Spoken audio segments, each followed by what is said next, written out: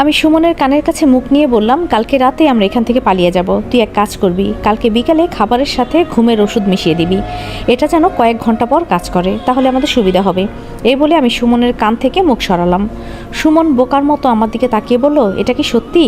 তবে কি আমি মিথ্যে কথা বলছি শালা? কিন্তু তুই যা বললি ওটা কিভাবে আনবো? তুই তো এখানে পুরাতন, তাই তোর কথা হয়তো সবাই রাখবে। ঔষধের কথা বলে নিয়ে আসবি, যাতে কেউ বুঝতে না পারে। কিন্তু আমার তো ভয় হচ্ছে রে রনি। তাহলে এখানে পচে মর, আর বিয়ে করতে হবে না, আমি সব কিছু তৈরি করছি। এখন তুই শুধু বন্যা সুমনের দিকে তাকিয়ে বলো, দুই বন্ধু মিলে কি যুক্তি করছো? হ্যাঁ। সুমন হাসি দিয়ে বলল, কিছু না।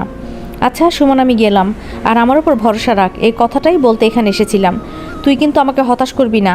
এই বলে কিচেন থেকে বের হলাম।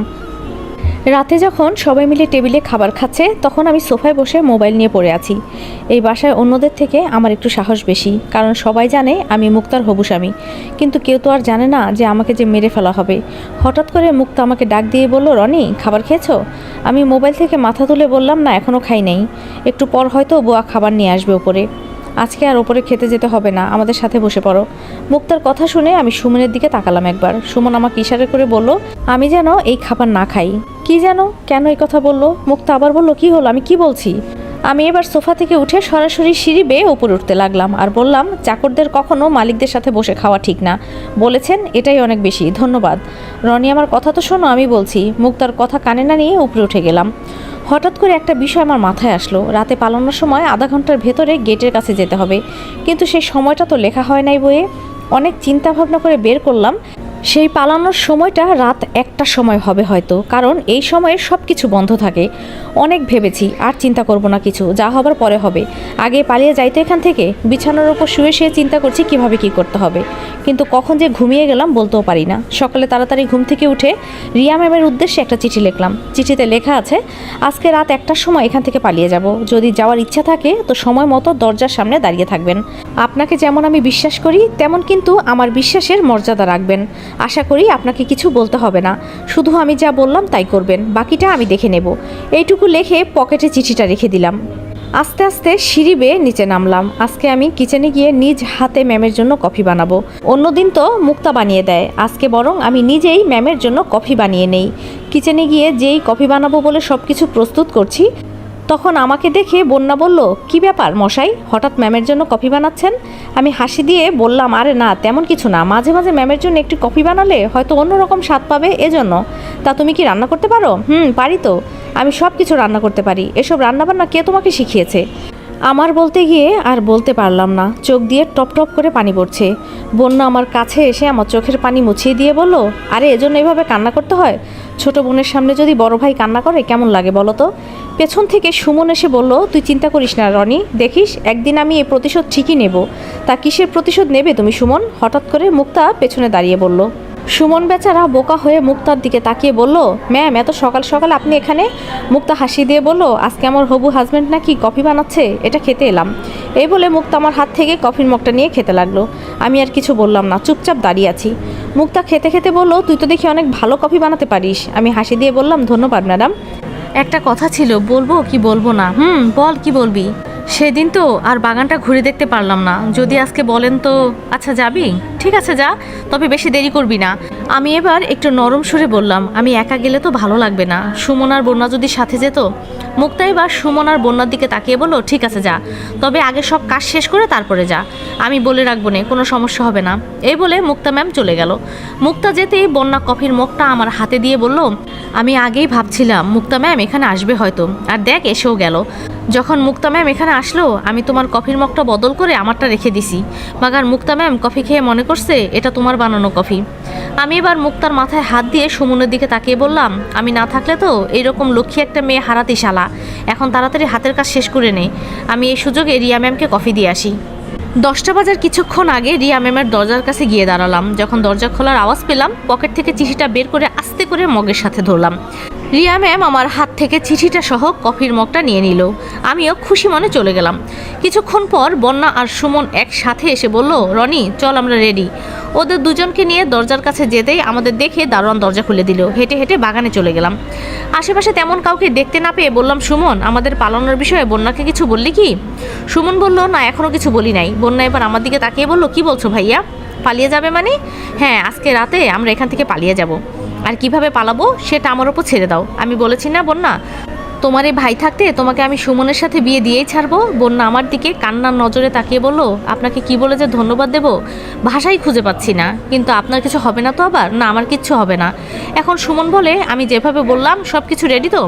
সুমন আমার দিকে তাকিয়ে বলল, তোর কথা মতো সব কিছু রেডি করেছি, কিন্তু তুই যেভাবে বললি সেভাবে কিন্তু হবে না।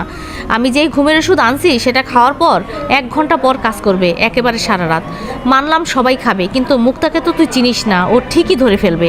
আমি মাথায় হাত চুলকাতে চুলকাতে বললাম, আসলেই তো তুই ঠিক কথাই বললি, এটা তো আমি চিন্তা করি নাই। তবে ঠিক আছে, তুই শুধু টেবিলে খাবার দিয়ে যাবি, বাকিটা আমি দেখে নিব। মুক্তাকে কিভাবে খাওয়াতে হয় সেটা আমি দেখব। শুধু সবাই খাওয়ার আগে যেন আমার খাবারটা চলে যায়, যেন মুক্তা আমাকে খাওয়াতে চাইলে আমি বলতে পারি আমি খেয়ে এসেছি, আর মুক্তার খাবারে যেন ওই ওষুধটা বেশি থাকে। এভাবে সুমন আর আমি ভাবতে লাগলাম কিভাবে কি করতে হবে। ওদের দুজনকে বললাম যেন দরকারি জিনিসপত্র সব গুছিয়ে রাখে। অনেকক্ষণ বাগানে ঘোরাঘুরি করে চলে গেলাম। সুমন আর মুক্তা আমার কথা মতো সব কিছু করেছে। রাতে রিয়া ম্যামকে কফি দেওয়ার সময় রিয়া ম্যাম আস্তে করে বলল, আমি রে। এই বলে রিয়া ম্যাম দরজা বন্ধ করে চলে গেল।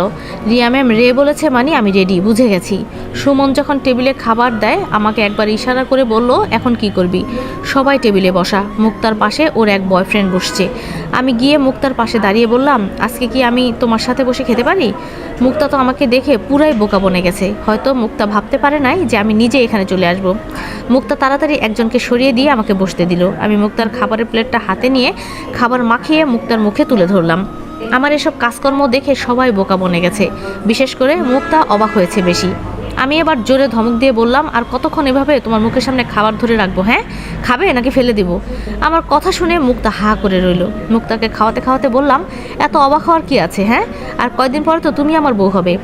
মুক্তা চুপচাপ খেতে খেতে আস্তে করে বলল, নাটক কম করো, তাহলে আমি কি চলে যাব? মুক্তা আমার হাতে কামড় দিয়ে বলল, চলে যা তুই। আমি কি তোরে বলেছি এখানে থাকতে? আর সুমন, আজকে বন্যা কি খারাপ রান্নাটাই না করেছে, খাবারের লবণ বেশি হয়েছে আর একটুও স্বাদ হয় নাই। ডাক দাও তো বন্যাকে। সারাদিন বসে থেকেও এমন ফালতু রান্না কেন করে? নাকি ওর কাজ করতে মন চায় না? কি চাই ওর, জিজ্ঞাসা করো তো। আমি তাড়াতাড়ি বললাম, আরে থাক না, হঠাৎ একদিন খাবার বাজে হয়েছে এজন্য বকা দিতে হয়? প্রতিদিন কি একই হবে? হয়তো আজকে বেচারি ভালো কিছু রান্না করার চেষ্টা করেছিল, কিন্তু ও তো জানতো না এমন হয়ে যাবে। থাক, বাদ দাও না। মুক্তা অল্প কিছু খেয়ে চলে গেল। সুমন হাত দিয়ে ইশারা করে বলল, কাজ হয়ে গেছে রে বন্ধু, এখন শুধু আমাদের অপেক্ষা করতে হবে। আমি উপরে চলে গেলাম। ছাদের এক পাশ থেকে অন্য পাশে হাঁটাহাঁটি করছি। কখন যে আমাদের সেই সময়টুকু আসবে। ছাদে ঘুমানোর আগে 12টা বেজে 30 মিনিটের একটা অ্যালার্ম দিলাম। সময় মতো ঘুম থেকে উঠে রুমে গিয়ে দরকারি জিনিসপত্র সাথে নিয়ে আস্তে আস্তে নিচে নেমে গেলাম। নিচে নামতেই দেখি বন্যা সুমনকে জড়িয়ে এক কোনায় ঘুমিয়ে আছে। আর সুমন একটু পরপর ঘুমাচ্ছে আর তাকিয়ে তাকিয়ে দেখছে হয়তো আমি কখন আসব। অন্ধকারে সুমন আমাকে দেখে আস্তে করে বলল, বন্ধু তুই তাহলে এলি? হ্যাঁ এলাম। সব কিছু ঠিকঠাক আছে তো নাকি? সবাই ঘুমে মগ্ন না? মগ্ন মানে সবাই মরার মতো ঘুমাচ্ছে। এখন আমাদের বের হলেই হবে। বন্যা কি জেগে আছে? বন্যা আমার কথা শুনে আস্তে করে উত্তর দিল, কোনো রকম জেগে আছি। এখন যা করবে ভাইয়া তাড়াতাড়ি করো, আমি কিন্তু রাত জাগতে পারি না। বন্যার কথা শুনে আমি মজা করে বললাম, কালকে বিয়ে হলেই দেখা যাবে সারা রাত জেগে চোখ লাল করে ফেলবি, আবার বলে রাত জাগতে পারি না। কিরে সুমন, আমি কি মিথ্যা বললাম? মুক্তা আমার কথা শুনে সুমনকে ছেড়ে দাঁড়িয়ে বলল, লজ্জা শরম তোমার কিচ্ছু নাই দেখছি। এর মাঝে রিয়া ম্যাম আমাদের সামনে এসে বলল, সব কিছু ঠিকঠাক আছে তো? রিয়া ম্যামকে দেখে আমার অবস্থা সিরিয়াস। কি বলবো ভাই, এই অন্ধকার রাতেও এই মেয়েটার মুখ থেকে আলো ঝরছে। আবার পরেছে নীল শাড়ি, যেটা আমার ফেভারিট। আর রিয়া ম্যামের শরীর থেকে মাতাল করা একটা ঘ্রাণ বের হচ্ছে, যেটা আমার নাকে গেলেই আমি পাগল হয়ে যাই। রিয়া ম্যামের চেহারার কথা কি বলবো। এই মেয়েকে দেখলে মনে হয় যেন আমি সবসময় এই মেয়েকে সামনে বসে শুধু দেখতেই থাকি। আমার জীবনে কোনো আফসোস থাকতো না যদি রিয়া ম্যাম শুধু আমার হতো। হয়তো আমার এই চিন্তাভাবনাগুলো কল্পনাই থাকবে। এই একটা গান আছে না, তুই যদি আমার হইতি রে সুন্দরী, আমি হইতাম তোর, বুকেতে জড়াইয়া তরে করিতাম আদর রে। আহা কি গান, কলিজায় আঘাত লাগে। সুমন আমাকে জোরে ধাক্কা দিয়ে বলল, আর কত দেখবি রিয়া ম্যামকে? সেই 10 মিনিট হয়ে গেল তোরে ধাক্কা দিচ্ছি, তাও তোর কোনো খেয়াল নাই। কয়টা বাজে ঘড়িতে দেখ, পরে যদি সময় হয়ে যায়। তাড়াতাড়ি রিয়া ম্যামের থেকে নজর সরিয়ে ঘড়িতে তাকিয়ে দেখি 1টা বাজবে প্রায়। তাড়াতাড়ি সামনে হেঁটে বললাম, আমার পেছন পেছন আয়। আধা ঘন্টার ভেতরে গেটের কাছে না যেতে পারলে আমরা মায়া জালে আটকে পড়ব। দরজার কাছে গিয়ে দেখি দারোয়ান উল্টো হয়ে শুয়ে ঘুমাচ্ছে। কোনো রকমে দরজা খুলে বের হলাম। বাসা থেকে বের হয়ে